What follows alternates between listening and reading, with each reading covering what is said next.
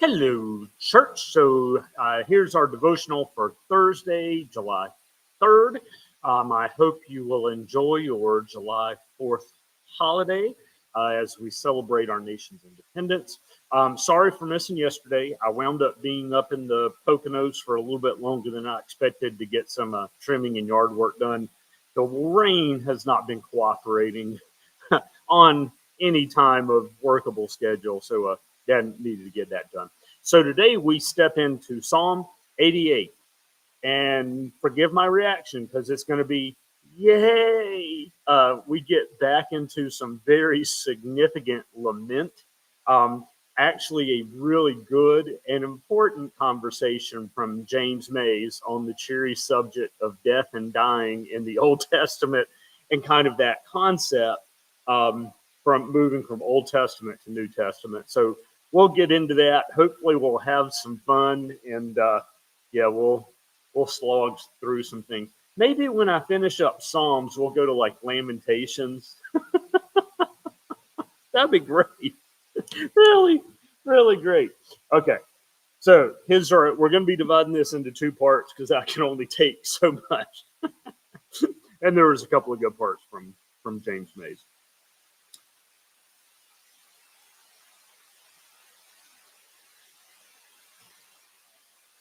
Sorry, I had to catch my spot. A psalm of the Korahites to the leader, according to Mahalath Leannoth, a maskil of Heman the Azrahite. That was a lot. O Lord God of my salvation, when at night I cry out in your presence, let my prayer come before you. Incline your ear to my cry. Okay, so not so bad, right? Start. Yeah. For my soul is full of troubles, and my life draws near to Sheol. I am counted among those who go down to the pit. I am like those who have no help, like the forsaken among the dead, like the slain that lie in the grave, like those whom you remember no more, for they are cut off from your hand. You have put me in the depths of the pit, in regions dark and deep. Your wrath lies heavy upon me, and you overwhelm me with all your waves. Selah. You have caused my companions to shun me. You have made me a thing of horror to them. I am shut in so that I cannot escape. My eye grows dim through sorrow. Every day I call on you, O Lord. I spread out my hands to you. Do you work wonders for the dead? Do the shades rise up to praise you? Selah. Is your steadfast love declared in the grave, or your faithfulness in Abaddon? Are your wonders known in the darkness, or your saving help in the land of forgetfulness? I warned you. There's a lot of words and concepts that Mays is going to address. If you've done significant reading in the Old Testament, Sheol and Abaddon and the pit are probably familiar terms, especially when we're in these moments of lamentation. And just if that's not a familiar word, think of a lament as an offering of sorrow to God, and seeking God's help and assistance. Let me read part of the opening, and then we'll get into the death. Oh, and by the way, Mays entitles this section on Psalm 88, The Depths of the Pit.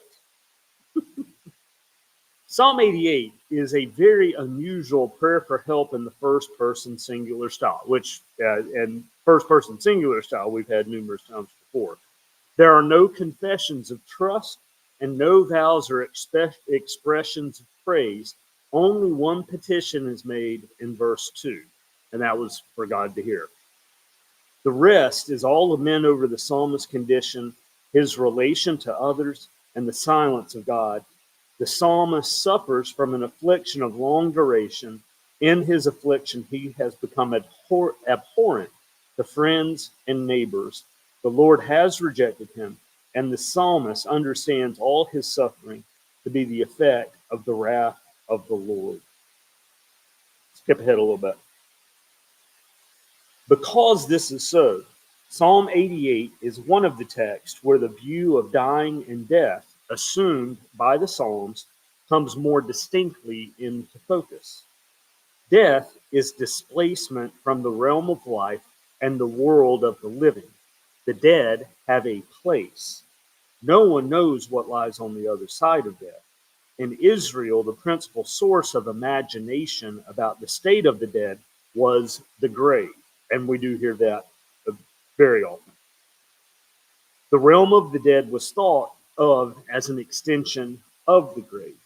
Its name was Sheol, the pit, Abaddon, all which appeared in Psalm 88, even in the first part.